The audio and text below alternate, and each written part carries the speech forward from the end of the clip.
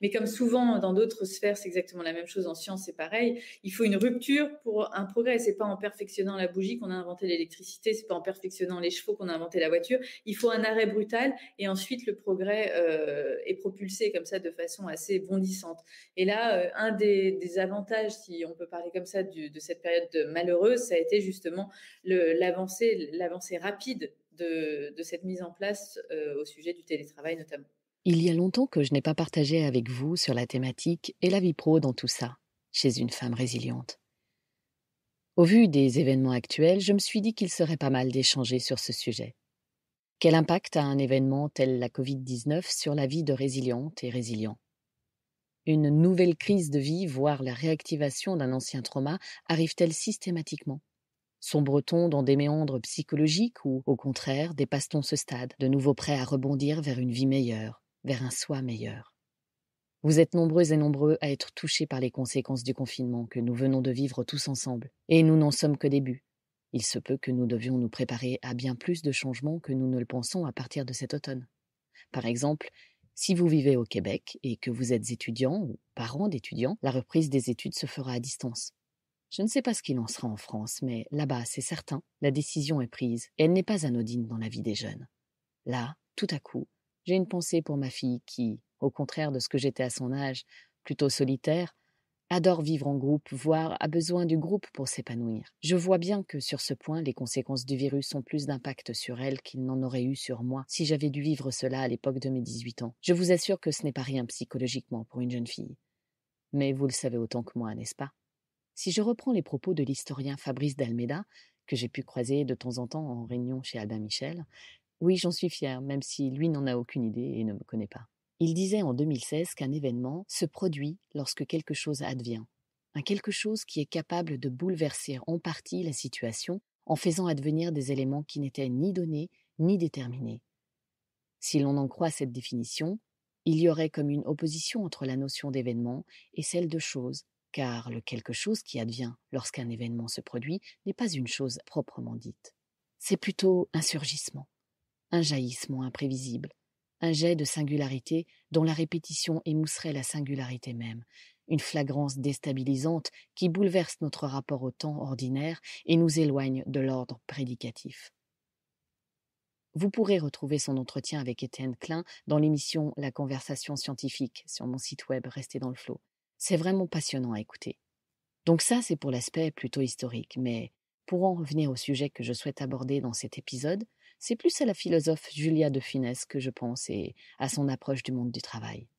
Sur notre façon de vivre cet événement, qui aura été pour certaines personnes traumatisant, et notre façon de travailler au quotidien, que nous ayons été habitués à travailler seuls dans un bureau ou, comme moi, depuis plusieurs années en open space, que nous ayons été managés et entourés de collègues ou plutôt seuls et indépendants. Là, j'avoue que je ne sais pas moi-même où me placer, mais c'est une autre histoire.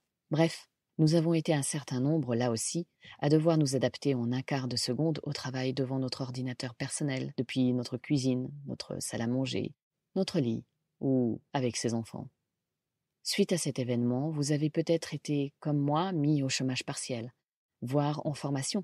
Ayant été à 80% au chômage, je me suis offert une formation parce que cela me faisait plaisir, parce que cela m'encourageait dans ma pratique du podcast. Je n'ai donc qu'une journée de travail par semaine pour traiter mes dossiers en cours et le reste du temps est consacré à ma formation. Comme souvent dans d'autres sphères, il faut une rupture pour un progrès. Il faut un arrêt brutal pour progresser. Ce que dit la philosophe m'a fait percuter sur un point dans la sphère personnelle. Mais oui, c'est ça. À chaque fois que j'ai vécu un événement marquant qui aurait pu se transformer en crise, qui parfois s'est transformé en crise ou qui a fait ressurgir mon ancien traumatisme, en réalité, cela m'a fait progresser. À chaque fois, j'en suis sortie grandie. Vous voulez savoir comment ? Allez, on y va. Bonjour, je m'appelle Florence. J'ai 45 ans et, comme on le dit dans le jargon actuel, je suis une #MeToo. Rester dans le flow est un podcast mensuel du label Podcut. Et tous les mois, je vous parle seul ou avec une invitée pour parler résilience. Vous trouverez sur le site web restezdansleflow.me toutes les informations citées dans cet épisode. Abonnez-vous au podcast sur la plateforme de votre choix pour recevoir une notification lorsqu'un nouvel épisode est publié. Si vous aimez rester dans le flow, n'hésitez pas à le soutenir en laissant un avis 5 étoiles sur Apple Podcast ou sur la plateforme que vous aimez utiliser. Ainsi, vous participerez à faire découvrir à d'autres des histoires inspirantes, des parcours de vie de résilientes et contribuerez à redonner de l'espoir.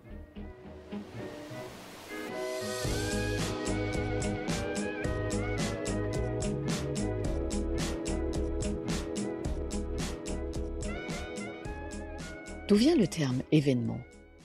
Du latin evenire, advenir. En physique, c'est un phénomène considéré comme localisé et instantané, survenant en un point et en un instant bien déterminé. En psychologie, c'est tout ce qui est capable de modifier la réalité interne d'un sujet, que ce soit par le biais d'un fait extérieur ou pas. Dans tous les cas, ce sera marquant. Le premier événement dont je parle est bien sûr le confinement dû à l'arrivée du coronavirus. Si je repense à celui-ci, je dirais que ce ne fut pas rien de rester enfermé dans un appartement, de sortir 1 ou 2 fois par semaine, sachant que tous les parcs, dont celui que j'affectionne le plus à côté de chez moi, le Luxembourg, étaient fermés. Non, ce ne fut pas rien de travailler dans la cuisine, assise toute la journée sur un tabouret haut. Oui, bon, j'aurais pu m'installer au salon, c'est vrai, mais allez savoir pourquoi. J'ai choisi cet endroit-là, je ne sais pas. Il y a de bonnes ondes, une bonne lumière. Et j'ai kiffé. Du coup, je continue, je reste dans ma cuisine, ouverte sur le salon. Mais en gros, ce ne fut pas rien de travailler chez soi plutôt que de se rendre au bureau, de ne plus avoir comme rituel le café du matin passé à la petite machine bruyante du couloir desservant les différents services numériques d'Albin Michel, ou de ne plus dire bonjour aux collègues, la tête encore enfarinée en papotant 5 minutes. Et ce fut encore plus difficile d'être éloigné de mes enfants 3 mois d'affilée lorsque déjà en temps normal, je ne les vois qu'un week-end ou 2 par mois. Que là, mon rôle de mère en fut réduit à ne parler qu'au travers d'un écran via des Zooms, ou autre WhatsApp, ou d'une paire d'oreillettes. Nous avons vécu tous ensemble cet énorme événement de vie, avec pour chacun et chacune des répercussions différentes, et pourtant tellement semblables. Nous avons été confinés ensemble, et certains ont dû entamer des deuils sans rituel, parfois seuls devant un simple cercueil en carton. Je le sais, vous le savez. Pas besoin de le vivre dans sa chair pour savoir que l'événement Covid entraîne de multiples conséquences que nous n'avions vraiment pas prévues dans nos vies ici et maintenant. Tous ces faits, et j'en passe sous silence, auraient pu contribuer à me faire basculer. Me faire basculer ? Mais me faire basculer dans quoi ? Florence, explique-toi, on ne te comprend pas. Eh bien, à me faire basculer dans une crise. Une crise ? C'est-à-dire une crise. Pourquoi une crise ? Comment une crise ? Eh oui, une crise existentielle. Ce moment où un événement imprévu déclenche des questionnements, nous amène à nous demander si notre vie a un sens, si notre vie a un but ou de la valeur. Une crise, quoi. J'avoue que sur les derniers jours du confinement, même si ça n'a duré que quelques minutes, j'ai cru que je n'en étais pas très loin. J'ai eu quelques doutes. Vous savez, cet instant glaçant pendant lequel vous vous dites « je vais sombrer à nouveau ». C'est possible, ça ? Je n'ai plus de repères, je me sens seule alors que dans les faits je ne le suis pas, mais je me sens seule. Non mais quand même pas moi. Oui, ce Covid-19 n'est pas quelque chose d'anodin, mais bien un invisible prédateur surgissant dans nos vies ordinaires, dans nos vies de personnes déjà résilientes, et prêt à nous déstabiliser de nouveau. On risque d'être pas mal touché, voire de penser qu'on ne pourra pas s'en relever. En tout cas, il va falloir s'y préparer, car comme le dit Laurence Boone, l'économiste en chef de l'OCDE, l'Organisation de coopération et de développement économique, la récession dans la zone euro sera la pire. Je n'ai pas envie de plomber l'ambiance, mais simplement de contribuer à vous préparer, parce que la manière dont j'ai toujours tout affronté, c'est me renseigner, m'informer, prendre en compte les paramètres parfois bien trop négatifs, certes, mais pour en prendre le contre-pied. Une récession risque d'avoir lieu ? Ok, eh bien, pensons plutôt à tout ce qu'il va falloir créer plutôt qu'abandonner. Car des abandons, il y en aura, c'est certain. Alors, focalisons-nous sur nos ressources internes et externes pour aller au-delà et créons tant que nous pouvons. Tant que nous pouvons ? Non, non, tant que nous le décidons. Car rien n'est jamais facile, mais le pouvoir de décision, ce sera toujours vous et vous seul qui le détiendrez pour vous-même. Et je crois que lorsque l'on est résilient, on le sait plus que quiconque.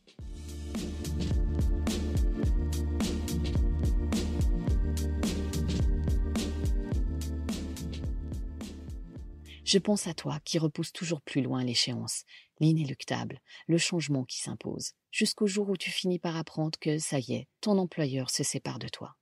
Peut-être même l'a-t-il fait à travers un écran, lors d'une visioconférence, telle l'entreprise Uber avec 3000 de ses salariés il n'y a pas si longtemps.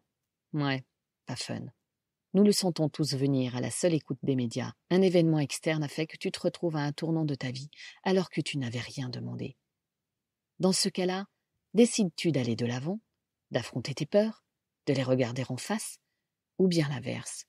Tu ne décides pas, tu subis, tu ne te bats pas, voire tu es une ancienne victime, tu es à deux doigts de te laisser aller à basculer de nouveau dans un état victimaire.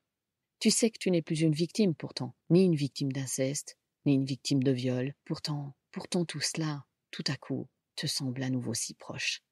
Quand on est une personne déjà résiliente, on sait ce qu'est surmonter un choc, un traumatisme, tel la perte d'un emploi, mais ça pourrait être autre chose, et combien cela peut amener à nous faire marche arrière, aussi bien physiquement que psychologiquement, si l'on n'en tient pas compte. Quand on est résilient, on apprend au fil des chocs à mettre en place des techniques pour ne pas rechuter. Au fil du temps, cela ne nous demande quasi plus d'efforts. D'après vous, comment réagit une personne résiliente à ce genre d'annonce, à la perte de son emploi par exemple? Eh bien, elle sait que rien n'est jamais fini, pas plus que rien n'est jamais vraiment acquis, et qu'elle va pouvoir surmonter cette nouvelle épreuve. Vous ne me croyez pas? Mais je vous le dis, vous pourrez surmonter une épreuve à chaque fois qu'il y en aura une qui se présente si vous acceptez de ne pas vous fuir. Si vous acceptez de vous entourer de personnes ressources, de personnes soutenantes, à commencer par celles qui vous apprennent à vous voir vous-même comme cela. Vous êtes votre propre ressource. Vous êtes l'individu source, le premier à pouvoir vous aider vous-même, vous comprenez? Et à chaque fois un peu plus facilement. Ou alors, je vous l'accorde, un peu moins difficilement, jusqu'à ce que cela vous devienne plus facile. Vous avez aussi le droit de vous mettre à agir pour vous. Il est temps de vous battre, même si vous n'en avez pas envie. Oh, pas n'importe comment, non. Juste avec une petite action, aussi minime soit-elle. C'est ça, combattre pour vous. Il est temps de vous prendre en main personnellement et ne pas laisser rejaillir systématiquement un ancien trauma, ou du moins les émotions qui y sont liées. Alors oui, c'est vrai, c'est dur. On a le droit de péter un plomb. On a le droit de sombrer dans le passé. On a le droit de se sentir minable, floué, rejeté, abandonné, abusé. Oui, c'est vrai. Mais action, réaction. Agis, bouge, même si cela paraît insoutenable. Juste un pas, rien qu'un pas pour commencer. Rien qu'une action, une seule, aussi minime soit-elle, mais savamment choisie par tes soins. Ta décision, ton choix.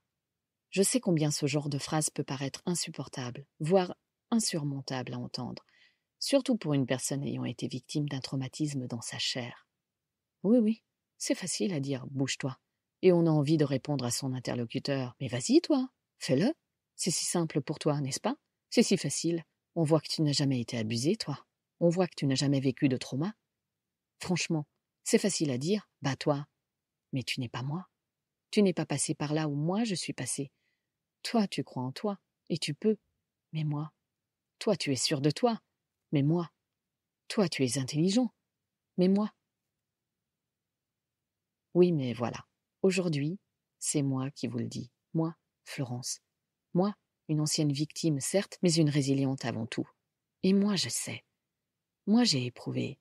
Et si un temps dans ma vie, j'ai eu besoin de ce soutien moral, de ces phrases qui nous reconnaissent comme victimes, j'ai aussi eu besoin d'entendre que je ne l'étais plus. Et surtout, j'ai appris à me le dire à moi-même sans chercher à m'éviter. Ton manque de confiance en toi, ton impression de manque d'intelligence, ton besoin de reconnaissance, ton manque d'assurance, je vais te dire qui peut te l'apporter. C'est toi. Alors qui que tu sois, quel que soit l'événement qui fait ressurgir des émotions liées à ton trauma, sans aucun lien apparent avec ta situation actuelle, tu n'es plus cette victime que tu as été, et tu n'es plus en état de victime. Un problème, un choc à ton boulot, tu es adulte, tu es professionnel dans ton job, et comme tout un chacun, tu vas devoir agir pour toi, pour ton bien, pour ton avenir. Et tu verras, tu finiras par y arriver. Je suis la première à pouvoir vous rétorquer que ce que vous vivez actuellement professionnellement n'a rien à voir avec ce que vous avez vécu par le passé.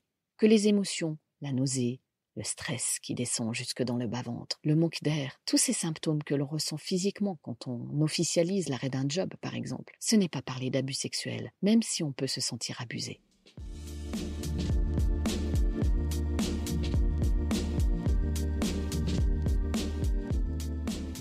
Cela fait des années que vous voulez demander une augmentation et vous n'y arrivez pas? Je peux vous assurer que j'en ai demandé plusieurs. Je ne les ai pas forcément obtenues, mais qu'à cela ne tienne, je remontais au créneau. Est-ce que j'ai toujours été capable de faire cela? Non. Il y a un début à tout. Affronter ses peurs en fait partie. Vous avez peur d'être floué lors d'une négociation? Mais si vous ne tentez pas de négocier, c'est justement à ce moment-là que vous serez floué, non? Alors, autant foncer, autant prendre le taureau par les cornes, et si ça ne fonctionne pas, au moins vous aurez essayé. Vous saurez pourquoi ça n'a pas fonctionné, et même si vous ne le savez pas, encore une fois, vous aurez essayé. Si vous avez la nausée avant et après, au moins cela aura été pour une bonne raison, parce que vous serez monté au créneau, vous aurez mené un combat. Parce que oui, ne rien faire, ne pas essayer, cela donne aussi la nausée, vous savez. Se laisser faire peut être bien plus dramatique que d'oser. Ah si, se laisser faire. Jamais, jamais, jamais je ne voudrais plus me laisser faire. Et pour cela, la peur de négocier ou la peur de demander une augmentation ou la peur du jugement passeront toujours après me laisser faire. Je ne dis pas qu'elles n'existent pas, ces peurs, bien sûr que si, mais je les affronte plus facilement si je regarde ma peur première, celle de me laisser faire. Vous comprenez? Chaque personne a son échelle des peurs. Elles ne sont jamais anodines. Elles parlent toutes de quelque chose, mais les regarder en face et les analyser, voir clairement ce que vous y associez et neutraliser cela en vous mettant en action est un moyen magnifique de résilience. Certainement le faites-vous déjà sans en avoir conscience. Ce que vous associez à vos peurs, vous pouvez le positiver, c'est-à-dire voir ce que cela vous apporterait positivement de vous attaquer à elles. Par exemple, si je vous demande de décrire au présent un traumatisme professionnel comme si vous y étiez en utilisant vos 5 sens, s'il y avait une odeur, quelque chose, un goût, une sensation, peu importe, vous y repensez. Ça doit être réel à vos 5 sens. Et ensuite, vous avez le pouvoir de réécrire cette expérience négative, mais en y attachant un nouveau sens. Qu'est-ce que vous écririez de plus constructif, de plus positif? Un peu comme la visualisation en hypnothérapie. Oui, c'est le même principe, mais par le biais de l'écrit. Et une fois que vous avez repositivé, ou au moins rendu neutre chaque élément de votre texte, est-ce que vous êtes conscient de cette association que vous faites par rapport à votre texte initial? Et enfin, que décidez-vous d'associer à cette situation que vous avez repositivée? J'ai fait cet exercice plusieurs fois pour des situations différentes, pour pouvoir me comprendre et lâcher prise avec un collègue, un boss, peu importe. J'en ai connu des situations difficiles dans ma vie professionnelle, ah oui. Combien de fois ai-je failli sombrer en portant un regard négatif sur moi? Combien de fois me suis-je sentie inutile, stupide, incapable ou en manque de reconnaissance? Par exemple, lorsque j'avais 23 ans, quand j'ai connu ma première période de chômage, passant concours sur concours, que je ratais inlassablement, pour entamer des études de comédienne. Je vivais cela comme autant d'échecs, où je me disais que je ne valais rien, évidemment, mais surtout où je me renvoyais toute seule comme une grande, et à coup sûr, à mon trauma. De toute façon, pourquoi réussirais-je quelque chose? De toute façon, à part mon cul, que veut-on de moi? Rien. De toute façon, je ne suis bonne qu'à ça depuis mes 3 ans. Et oui, c'est sans fin. J'étais très forte pour me lamenter sur moi-même à une époque. J'avais l'impression que systématiquement, un événement extérieur m'obligeait à revivre ces sentiments vis-à-vis de moi-même. Ou alors, comme à mes 25 ans, quand j'ai été victime de harcèlement de la part d'un patron. Je vous ai vu venir dès le départ avec vos yeux et vos gros seins. Bam, prends-toi ça dans la gueule. Et oui, tout ça parce que j'avais dû lui préciser à plusieurs reprises que non, je n'irais pas boire un verre avec lui après le travail, que j'avais des obligations familiales. Et surtout, j'avais un mec et je me fichais complètement de ce quarantenaire qui me draguait. Je n'avais aucunement l'intention de m'intéresser à lui. Jusqu'au jour où, par jeu, il s'est mis à me saisir le cou alors que j'étais assise à mon poste, comme ça, en arrivant derrière moi. Il m'étranglait, pour rigoler. Je ne me souviens absolument plus de ce qu'il racontait. Me faisait-il une remarque sur un travail mal réalisé ou était-ce juste une blague et il riait vraiment? Si tel était le cas, j'aurais pu rire aussi, avec un bon pote ou une amie. Mais avec un boss, là, non. Là, c'était la goutte de trop. Et je ne me suis pas laissé faire. Forcément, ça n'a pas plu. Mais ce fut le début du changement pour moi. Un changement interne qui venait se superposer à celui que j'avais pris enfant pour ma vie personnelle et les viols que je subissais. Oui, je pouvais faire pareil au travail. Je pouvais faire pareil avec les personnes qui ne me convenaient pas au boulot. Je pouvais mettre un terme à ce qui allait contre moi. Cette situation difficile que j'ai vécue dans le passé, je l'ai réécrit. Comment ai-je vécu la scène? De quoi parlait-elle vraiment? Que faisait-elle rejaillir en moi, jeune femme qui avait déjà été victime de maltraitance sexuelle dans l'enfance? Comment ai-je repositivé la scène? Qu'en ai-je retiré et à quoi cela m'a-t-il servi par la suite?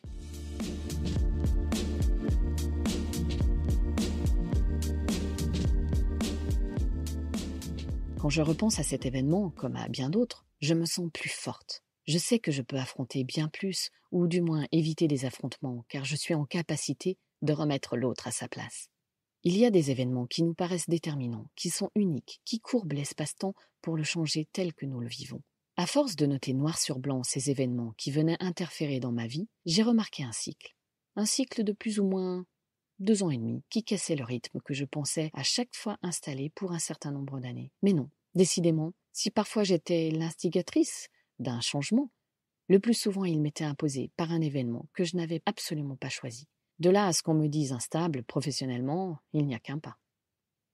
Il n'empêche qu'à mes 35 ans, jusqu'à ce que je décide de créer ma propre société d'édition, je me suis crue anormale et instable, là où finalement il y avait ces fameux événements de vie et bien sûr aussi un tempérament très adaptatif et prêt à rebondir. Alors Flo, pour une négociation, comment pourrait-on faire? Ah mon Dieu, une négociation. Comment un tel truc est-il possible? Négocier une sortie, négocier un nouveau job, négocier de l'argent pour un meilleur salaire, négocier pour lever des fonds. J'ai connu de multiples situations en quasi 30 ans, et rien que le mot argent résonne comme un coup de massue pour moi, comme pour beaucoup de femmes victimes de violences sexuelles.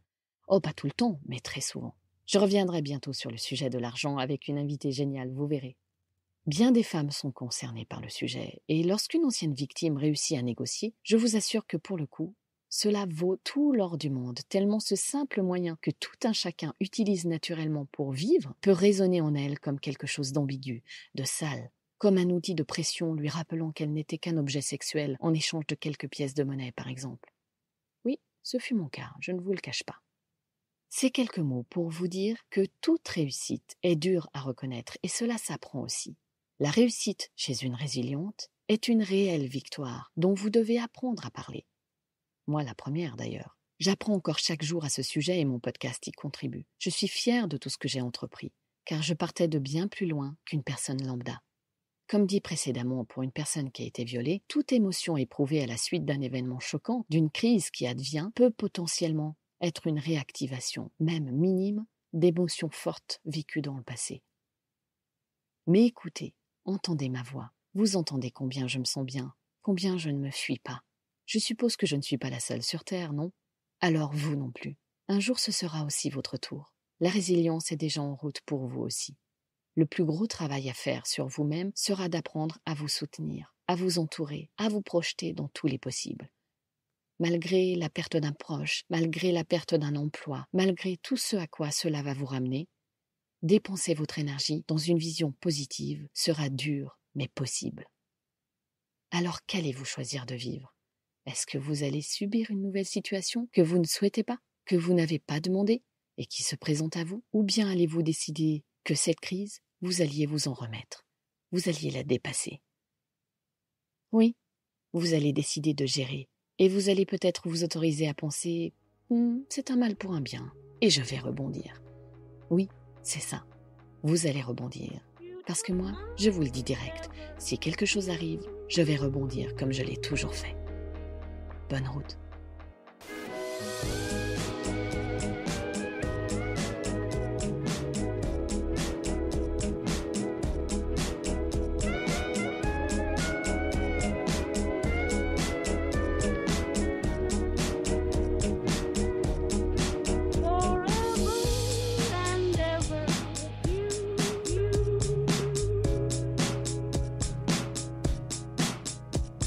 Took my